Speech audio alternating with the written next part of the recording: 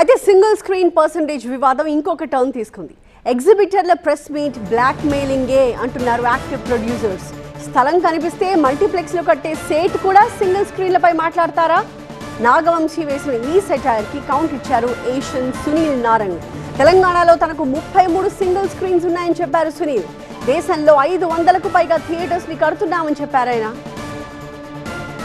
Single స్క్రీన్ల విషయంలో ఎగ్జిబిటర్ల press meeting ప్రశ్నిస్తూ active producers తరపున నాగవంశీ ఏమన్నారు, దానికి సునీల్ నారంగ్ ఇచ్చిన కౌంటర్ ఏంటి? డైలాగ్ వార్లో చూద్దాం.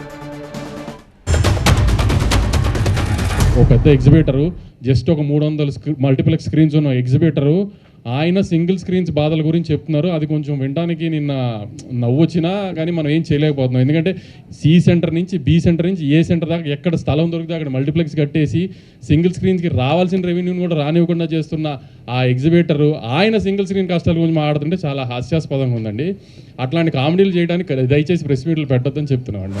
ఇందాక ప్రొడ్యూసర్ ఉంటాడు కదా, జస్ట్ क्या नाम है बेटा, वो प्रोड्यूसर रहता चश्मा पहन के, वो डुप्लीकेट बाल रहता देखो, నాగవంశీ సారీ ఆయన ఏదో అన్నాడు, నాకు మల్టీప్లెక్స్లే ఉన్నాయి, ఎక్కడ స్థలం కనిపిస్తే అక్కడ మల్టీప్లెక్స్ కట్టేస్తాను, ఎక్కడ స్థలం కనిపిస్తే అక్కడ కట్టేస్తానంట.